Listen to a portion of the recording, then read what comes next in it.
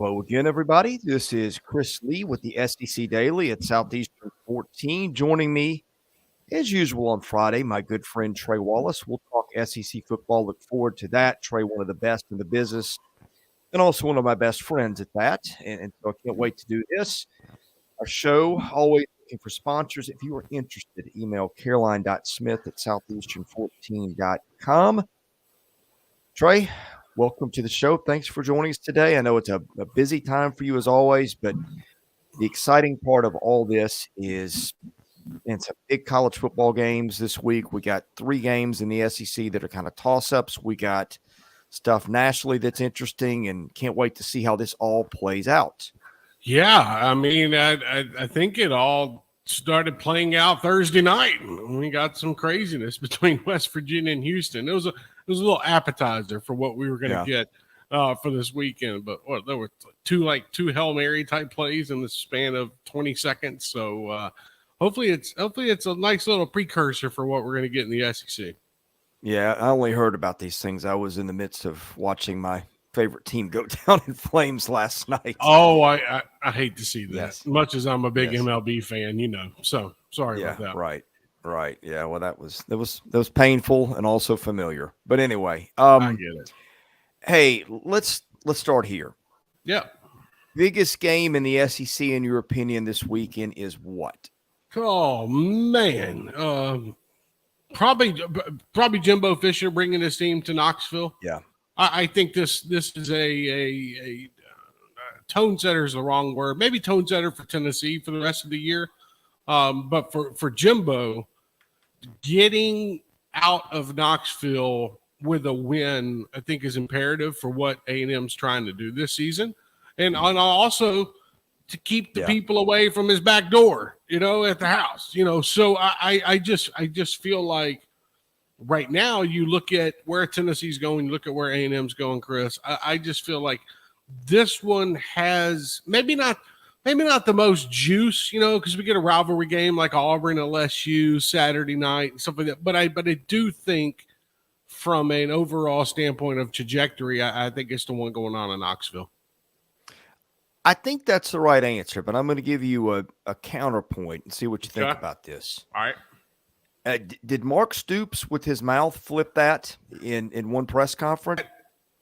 I know where you're going, and I don't disagree. And I think that if Brady Cook and Missouri go into Lexington and get out of there with a win, I don't want to say pressure, but man, you ran your mouth this week about fans buying into the program because you got beat by Georgia. Now you're having to turn that around, and you probably better beat Missouri for probably the best interest of Mark Stoops, I think, going forward, because there's no, in my opinion, there's no excuses on a Tuesday call-in show coming off a Missouri game like there was against Georgia. That's a good one. Yeah. And here's the weird thing. I don't know that he was wrong in a lot of ways, Trey. I mean, I really don't. He wasn't talking to the fans. I don't think he was talking to the fans. I didn't mean to interrupt. I think he was talking to the lead boosters around there. Well, yes. I think it unfortunately came off towards the fans, which is what it is. I mean, a fan was calling and was upset, but I think it was, and you're probably going to agree with me here, the folks that donate money, during the year, but really don't donate money to NIL to make the program better or in this day and age, get the players. I think that's who he was calling out. And I think, unfortunately, it was some sprayed across the fan base overall. Well, look, you and I have both done more press conferences in our lives than we could ever count with coaches. Who are the 2 audiences that press conferences are really aimed at? You just named one, and who's the other? Probably the athletic director. I would say the athletic director. Well, I was thinking players. But no, okay, yes, the players in general, yes, but how many of those players are you're going to sit and watch a whole show? They're going to read the tidbits that come out of it. So, maybe he had to explain himself a little bit, Chris. You might be right on that one, brother.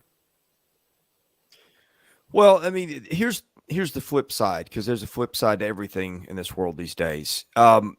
there seems to be a little concern out of Lexington. Like, how did that go over in his locker room? Are you calling out your players as not good enough? Now, look, I think to me, if I'm a player, I don't know how much offense I can rightfully take to that, because you got tripled up in first downs and outgained by 400 and something yards. So to me at this point, it's sort of irrefutable, but I'm not sure that college players process the way things you and I might. I don't know.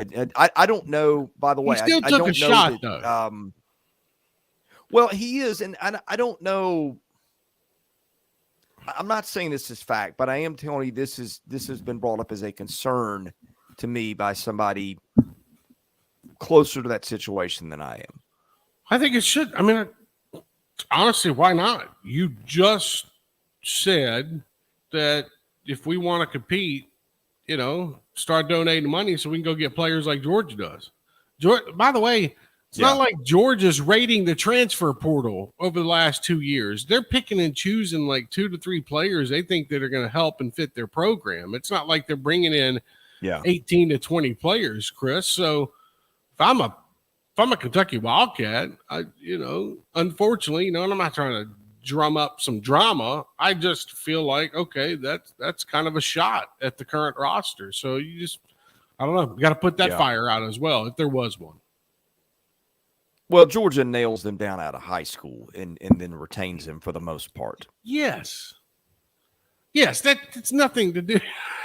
That's what I tried to make a point this week. Like, this has nothing to do with money. Like, Georgia does a good enough job, in Beaufort, Georgia, or in Tyler, Texas, or you name it, in high school recruiting and building up these players into what they are now. And they were probably 5 stars coming in, but I'm just saying in general, like that's the drop off. Kentucky's not bringing in 5 stars like Georgia is. Period. Okay, let's unwind from the rabbit hole that I put us in here and start where we started in the first place. Biggest game in the league this weekend. The Stoops situation aside, I happen to agree with you. Is A&M and Knoxville, A&M and Tennessee and Knoxville.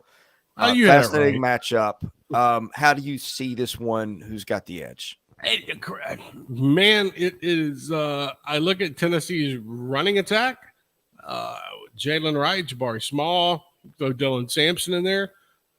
And I think Tennessee's probably got a better opportunity to establish. But I say that to say this: Texas A&M held Alabama to 25 yards, 26 yards last weekend in College Station. It's not as if this A&M defense is bad. I think the A&M defense is pretty good, really solid up front. So what can Joe Milton do in the pocket? Can Joe Milton stretch the field? Does Josh Heupel give him the opportunity to stretch the field?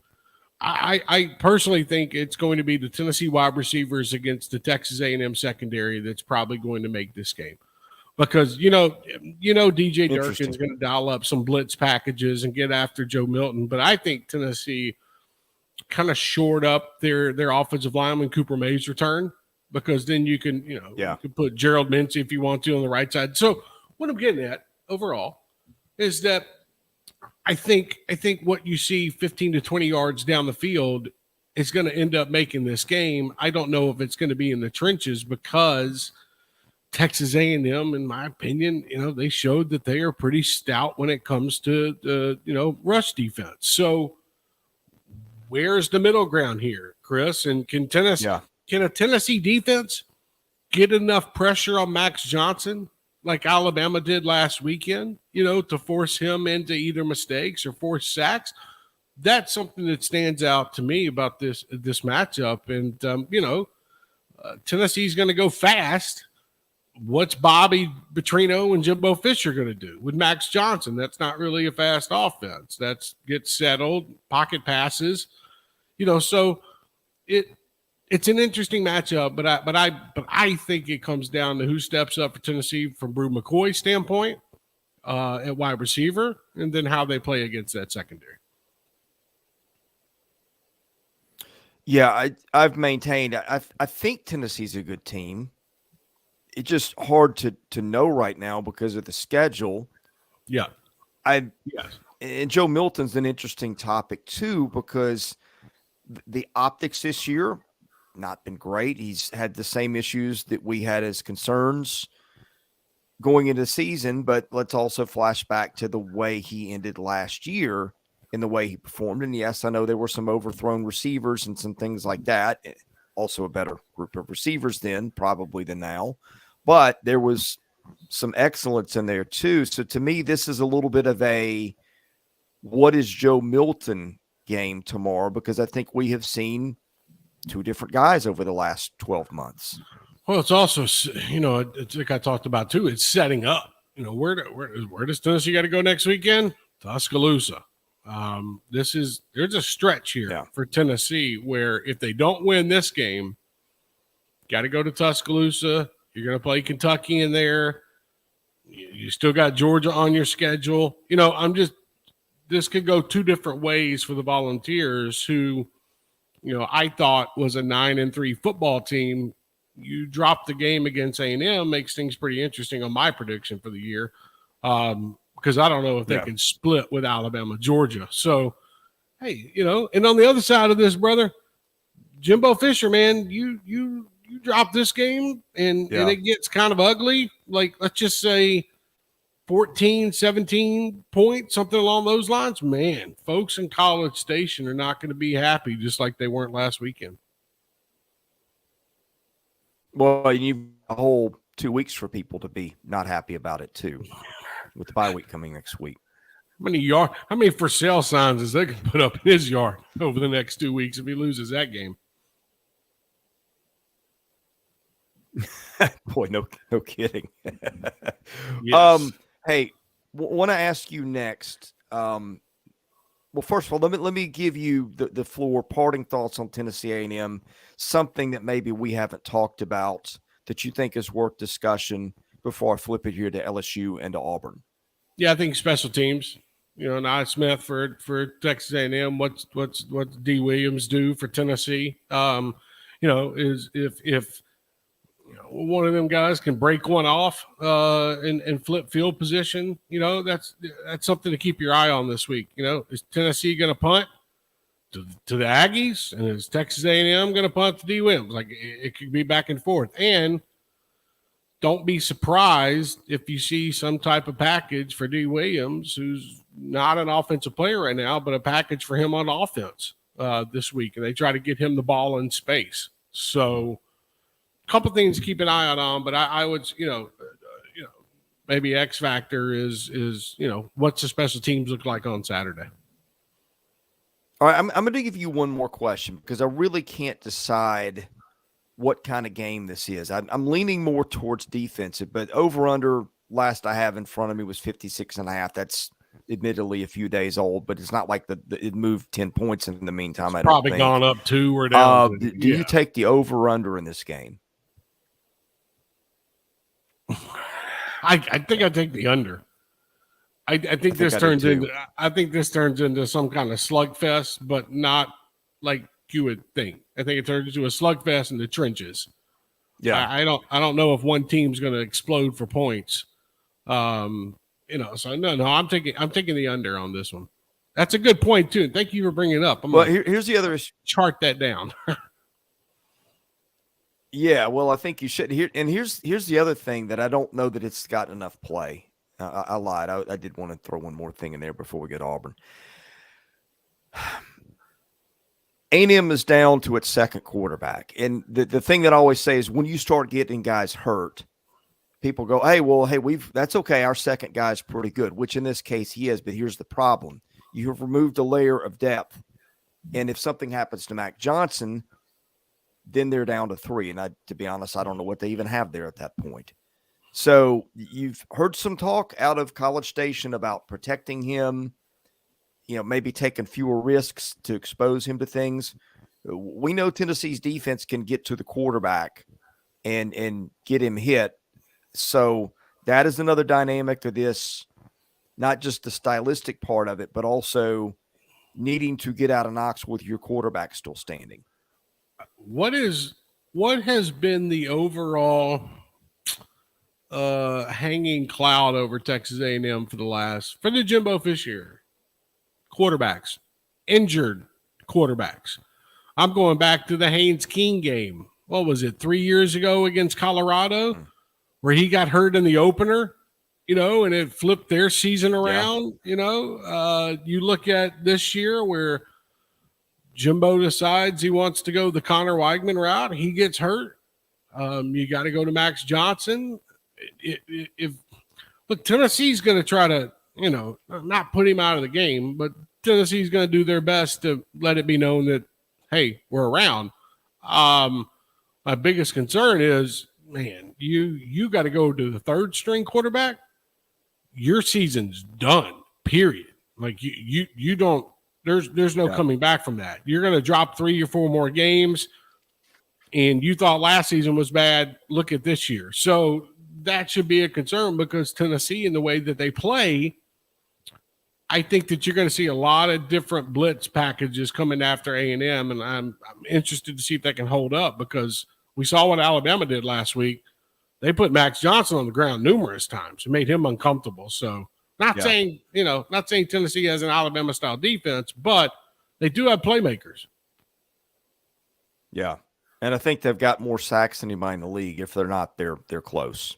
Yeah, yes.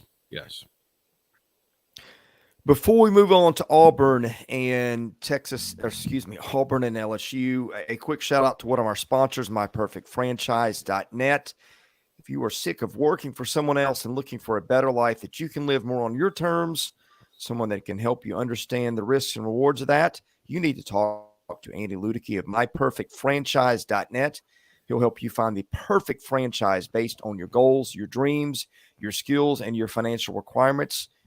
Personalized American dream. He'll educate you on the process, work with you every step of the way. Best of all, no obligation. His services are free. Call him at 404-973-9901. Fill out a free questionnaire to get started. Trey, Auburn and LSU fascinating to me, because Auburn has had no quarterback play. I'm not sure that LSU, for the most part of the season, could defend me or you if we were quarterbacking for anybody. But you saw it flip in the second half. LSU made some plays, got just enough stops. And by the way, you don't need many stops when you've got that kind of offense. I think it was Peter Burns pulled the Spider-Man meme when talking about Auburn's defense and Texas A&M's offense or something like that, where they're pointing at each other. I think this is fantastic, because you've got a matchup of two sides of the ball that have been fairly inept so far in this one.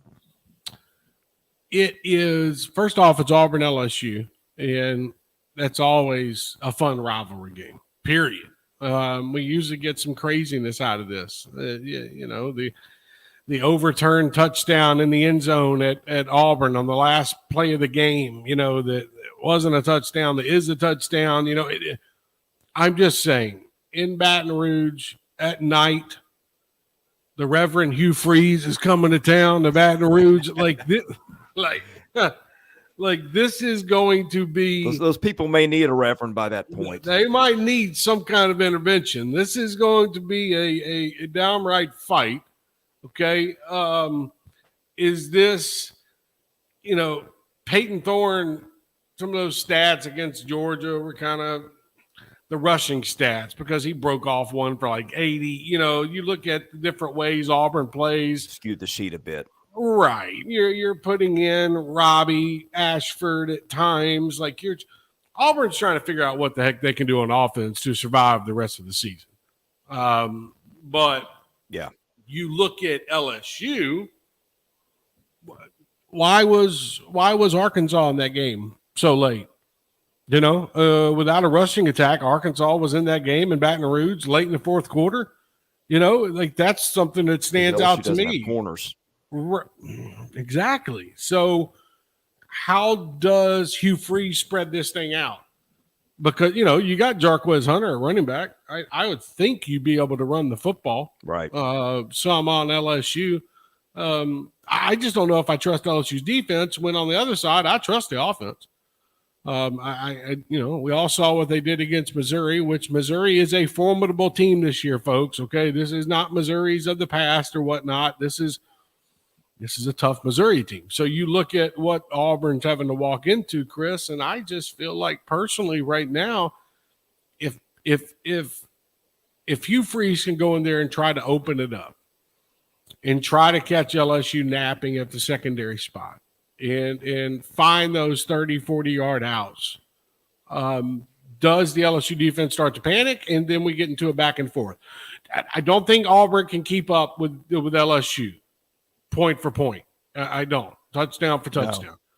But if there's a way to catch LSU off guard in the opening quarter, I don't know, score the first touchdown, get up 10-0, something to make LSU uncomfortable. That's when I think we see a little bit of panic, a little bit of panic mode from LSU. But I say that to say all this. I'm taking LSU in this football game.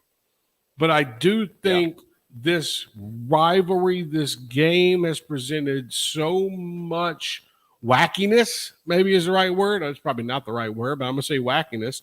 Over the last number of years, I just feel like something is going to happen Saturday night that's going to turn this game around in one way or the other, whether it be a return for a touchdown on an interception or a kickoff return, something. And then you look at Peyton Thorne, Jarquez Hunter, can they keep up, on the offensive side of the ball? And I think it's going to be hard to do, Chris. Well, I'm looking at something. Hugh Freeze's defense has only been on the field for an average of 62 plays a game this year. Now, some of that schedule, A&M's been on the field for 57. I think Florida's in the low 50s. But then you look at some other teams. For instance, LSU's been on the field 67 plays. But here's what I'm getting at. I think it's probably not a bad idea for Auburn to try to shave a few plays off this game, shorten it, and and especially if you can get a key stop here and there. I think when you look at it overall, okay, who ends up running the best scheme on Saturday on offense, Chris? And we know we want to give it to Jaden Daniels, and him being the two-way prospect, two-way quarterback, throw the ball, run the ball, offensive line. But what is Auburn? Like, let me ask you, is Auburn's offensive line right now good enough, in your opinion, to hold off LSU and be able to establish a running game? Because if not, Auburn doesn't have a chance on Saturday. Well, I mean, I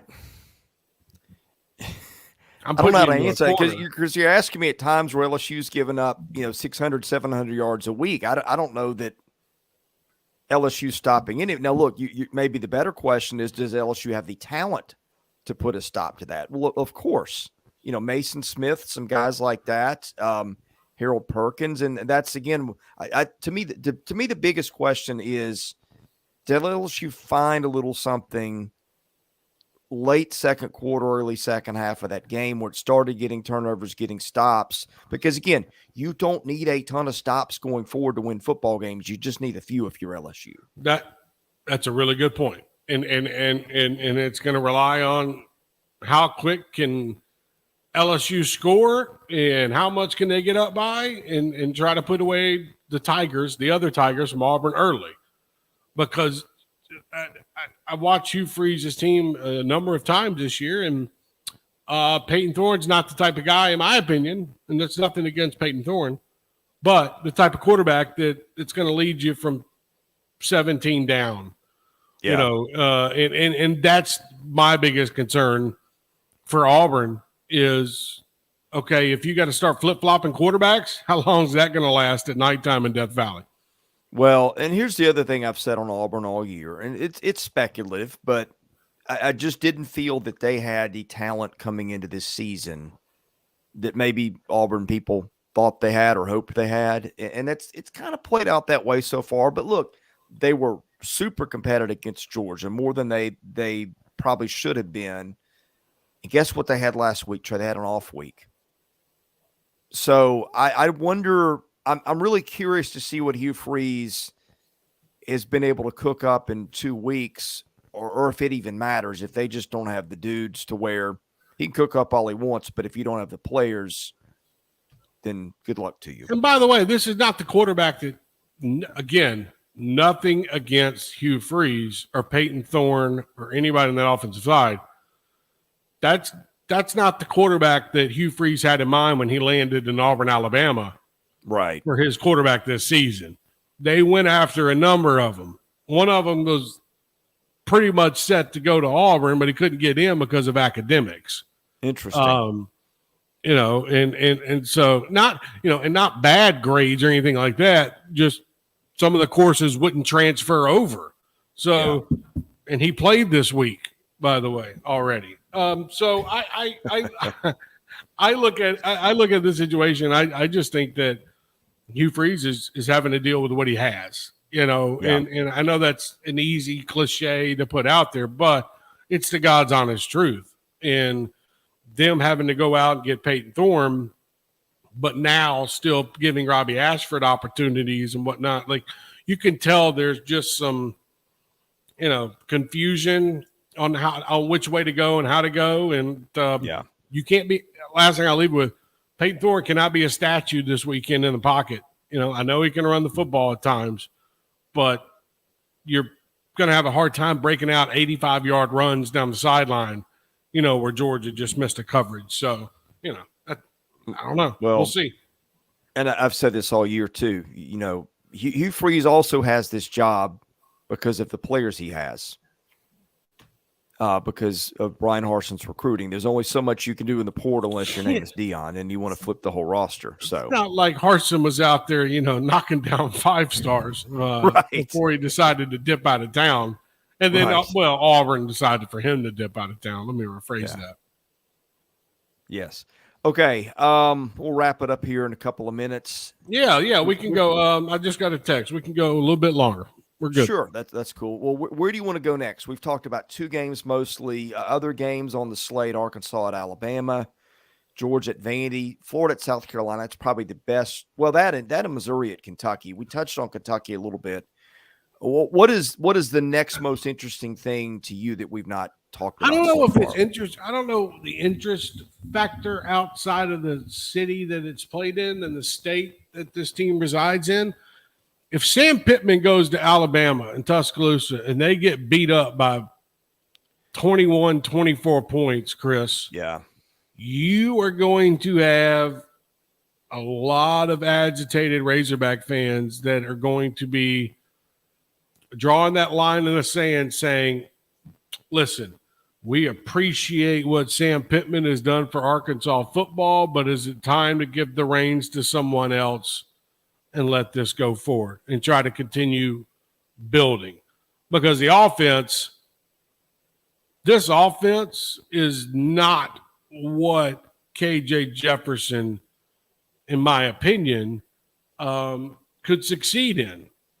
You're coming off with Kendall Browse, you know what I mean? And now you're going with, Dan Enos, who's popping off emails, replies to fans and whatnot. Like, it's just that the ending of that game is what interests me, because then I want to see, because that would put Arkansas 2-5 on the season, if I'm not mistaken. So but let me counterpoint you here. They got Mississippi State next week. They host that game. I will be picking them to win that game unless I see crazy things tomorrow.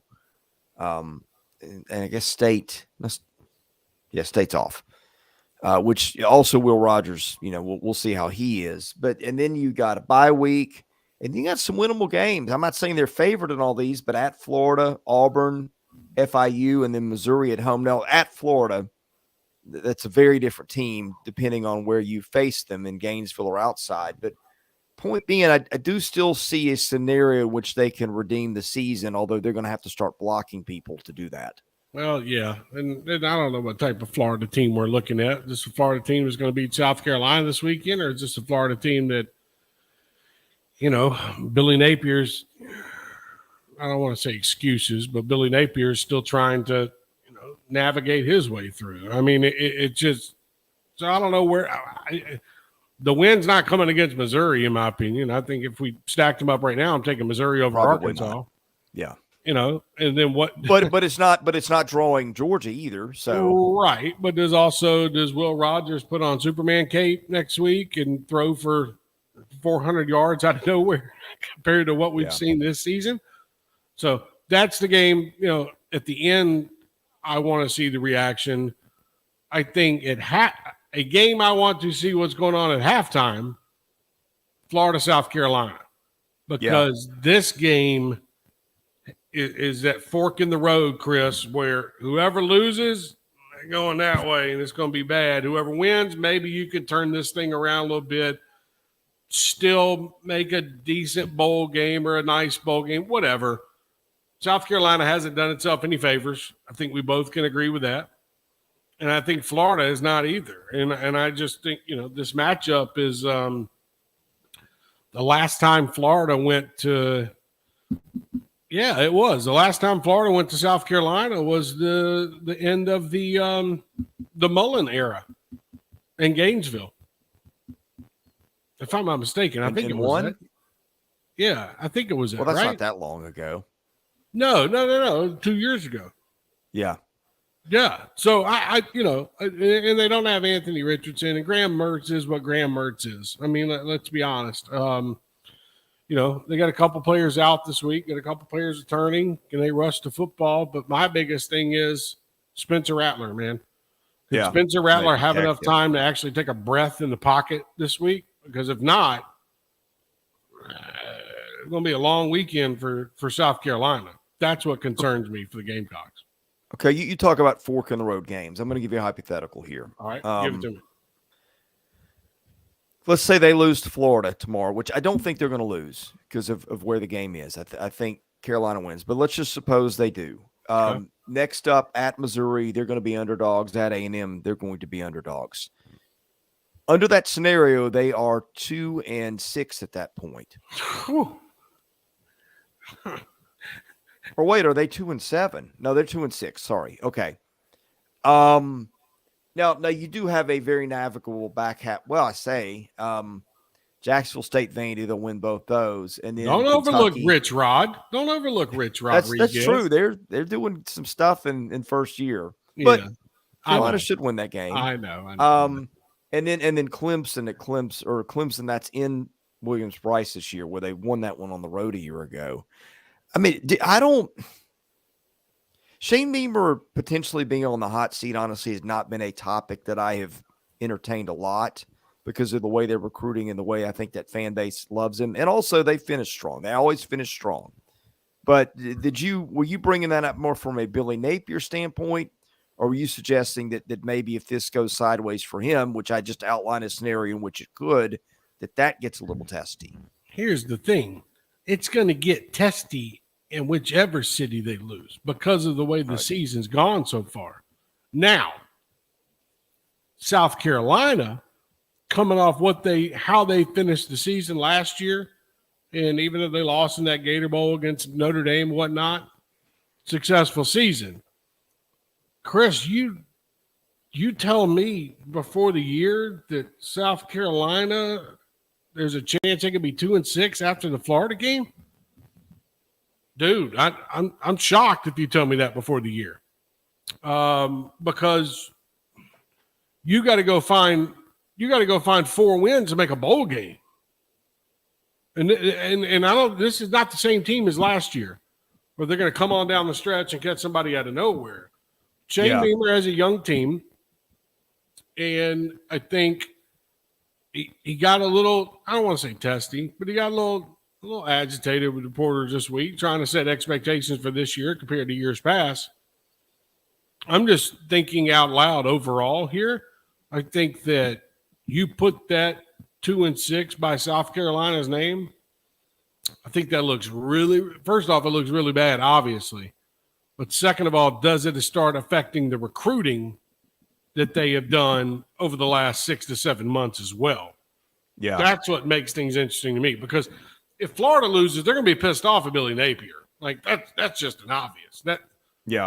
and they've got games they could lose going down the stretch. Florida does. It could make that season even worse. So Yeah. I think it's kind of twofold, but the more surprising outlook would be South Carolina, not Florida, in my opinion.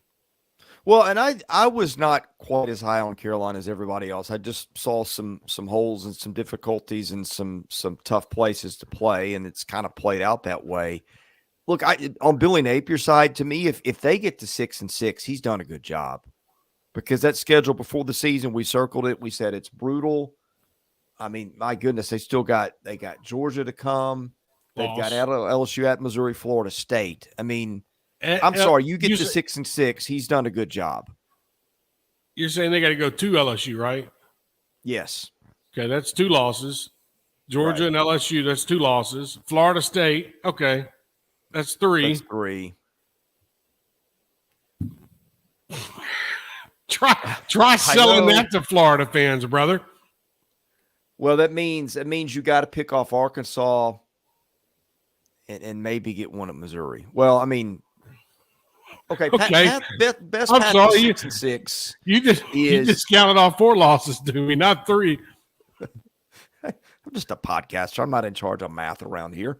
But I mean, honestly, man, having to go to Missouri, having to go to LSU, you got to play Georgia, you got to play Florida State.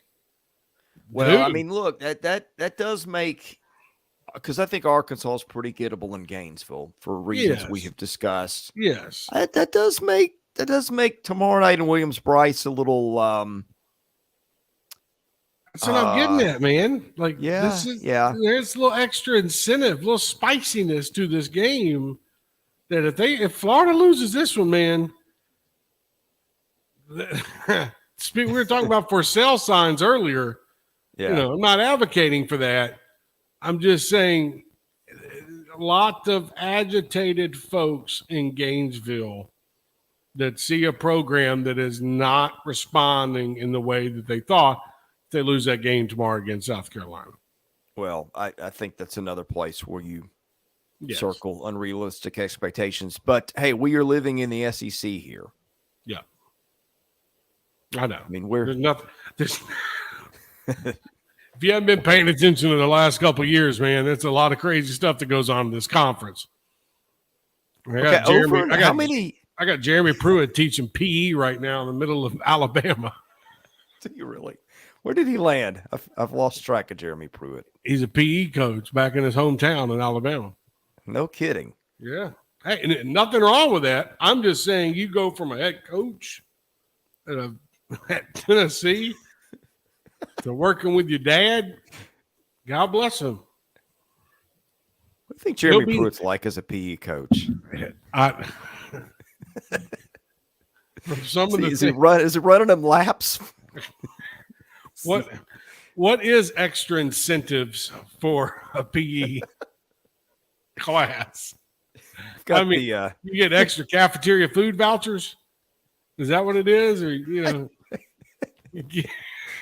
McDonald's bags? in McDonald's bag. And in all honesty, Jeremy Pruitt will be the defensive coordinator once again before Nick Saban retires from football. So all jokes aside, they wanted it to happen this year, but then they couldn't let it happen, so they had to go out and call Kevin Steele to come back and act like he's running the. Yeah, Kevin, come on in, Kevin. We're gonna just prop you up, give you this title, and act like you're running this defense. That's fine. You're good. Do you remember how much fun we used to have doing this for 2 hours a day in Nashville every day? Oh, dude, it was a trip. I mean, it was an absolute trip. And it was, we always had something to talk about. There was always, in this conference, and I give Chris a lot of credit, to the folks watching now and the folks who are watching later. Chris Lee got me involved in college baseball. If it wasn't for Chris Lee, I would not be a college baseball fan. It's not that I wasn't like a fan of baseball. I just didn't really pay attention. And then, I don't know, 7-8 years ago, couple Vanderbilt games, a couple other games later, you know what I mean? Like, I'm a fan, and I live in Knoxville now, I didn't move. I stayed in Knoxville, after I took another job. And, I get to watch some of the best college baseball in the country, Absolutely. 10 minutes down the road from me, from opposing teams coming in to, even what Tony's doing, down the road. I mean, it's so, a lot of fun that we had. And, unfortunately, Jeremy Pruitt just had to ruin it all. So it's all good. Well, I owe you that, because if not for Trey Wallace, I think I might have lost my sanity in the years, was it 2014 for sure? Yeah, absolutely. Yes. Oh, my goodness. You wouldn't be doing that here today. No, I would not. We got some stories we could tell on some things in college athletics that, Yeah. Well, and also the radio business. There's a reason we're right on the do-it-yourself side. I'm sitting here calling Chris Lee during the Jeremy Pruitt investigation, running him down on everything I know. Hey, man, look what I found out. I know.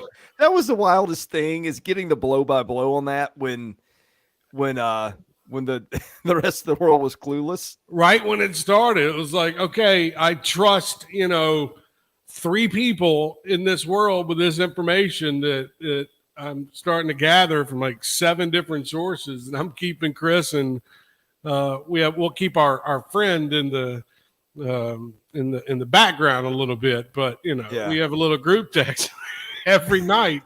Yes. I find out more info, and I'm sending Chris and them these text messages. They're like, wait a minute, this is happening in real time. This is happening in real life. And then, and then it all, a month later, report comes out and everything went crazy. Well, look, that's our business, by the way, folks. It's behind the scenes. Let me give you a behind the scenes look into sports journalism business. Yeah.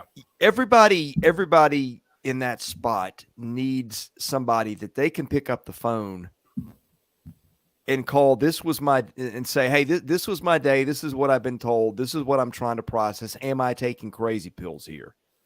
Because that is the world we live in. And if you don't have somebody to bounce that off, and my God, you've been that guy for me many a time. Yeah, well, it's tough, man. I mean, we live in a business where, and we work in a business where, we're trying to do this, and cover this, but also reporting on some things. You've reported on some things that haven't gone over well in the city that you're in. No, they have not, to say the least. If you don't have that person, it's just like with any other job, man. If you don't have somebody to vent to, you're going to go crazy in a job. But like in this case, it's like, man, I found this out from 4 different people today. Can you believe this? Like, this is actually happening.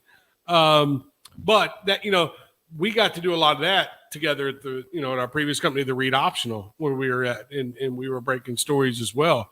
I mean, I know we have to go in just a minute, but folks, I mean, we had an editor that was living overseas in England, and I'm reporting on the Florida credit card scandal and Jim McElwain being fired, and I'm calling Chris at 1:00 in the morning, and my editor at 3:30 in the morning. So it just, look, man, I am grateful that we get to do this for a living, but let's not act like it's all just fun and games every single day. Oh no, I tell people this: the truth about stuff is crazier than the fiction you can often invent. And I think sometimes if you report the truth about, people don't believe you, because like who can invent stuff like this? I mean, I'm not that creative, right? And that's the wildest part of the whole situation is, in anything, you don't believe the stuff that's going on. I remember the Gainesville Police Department spokesperson, he would get out of a meeting, getting an update on the case, and I'd call him. He goes, "Well, I was expecting your call. You're the first person to call," and then showing up down there, like it's just the small things, that you laugh at, but you're also like, wow, this actually happened. And by the way, that guy's writing a book. The Gainesville Police Department. Yes, so that should be fun.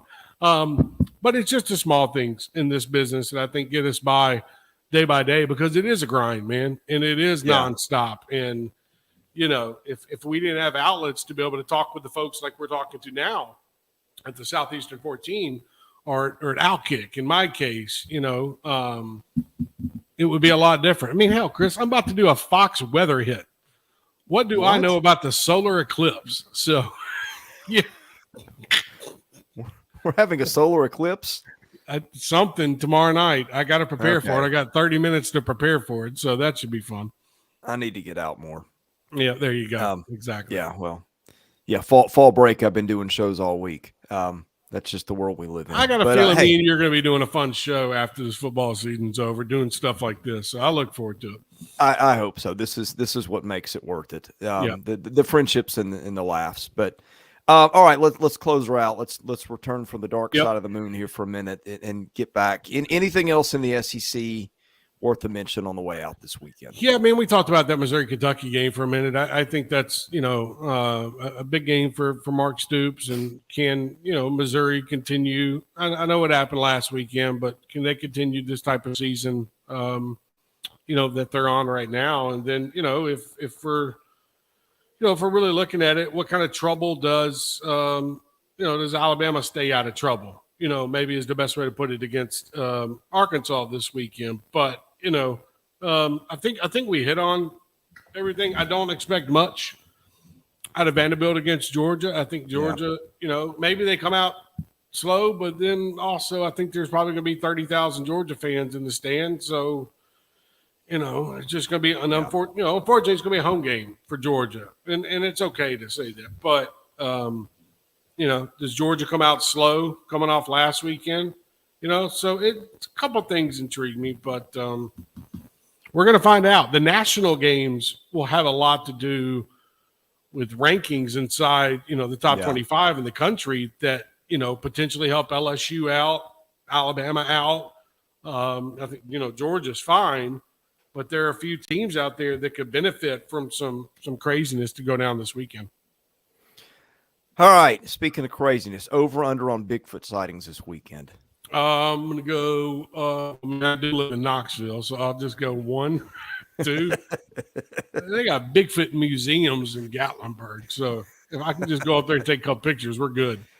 Man, what a world we live in. And seriously, everybody be safe. I've got a brother who's trying to fly back from Turkey right now. And getting held up in the airport as our world falls apart. So, prayers to everybody out there. It's a hopefully, it's a scary world. Whatever side of the line you're on, whatever. Let's just hope for peace. Let's hope for nobody else losing lives, which unfortunately that's not going to be the case. But as we enjoy college football this weekend and we get to work, I think the best way to put it is, let's not forget the people that are, dealing with a war all over the country, not just in Israel and Palestine. So, and the national security people who are dealing with God knows what today. But in any case, Trey, thanks for joining us. Really appreciate it. Tell folks what you're working on this weekend, what's coming up from you at Outkick. Yeah, a lot of stuff. Yeah, a lot of games tomorrow. Focusing kind of on the national level tomorrow. We're going to have, Oregon, Washington, 7-8 matchup in the afternoon, Notre Dame, USC that night, following the SEC, keeping up with what's going on around the conference as we hit a pivotal stage in the season. And, follow all my work at Outkick.com. Follow me on social media at Trey Wallace _. And if there's any apple juice box sponsors out there watching, send them my way. Absolutely. Hey, Trey, thanks for joining us. Hope we'll catch you next week. Thank you to the audience for watching. If you like this, hit the subscribe button, hit the like button. Those things help our analytics. We will be doing a live stream, I'm pretty sure, sometime Saturday night after most of the games have finished up and the stuff people are talking about is in the books. So If you enable your notifications, you'll know when we're going to do that. Anyway, for Trey Wallace of Outkick, I'm Chris Lee of Southeastern 14. Thanks for watching. Everybody have a safe and happy weekend, and we'll see you again soon, sometime on Saturday evening.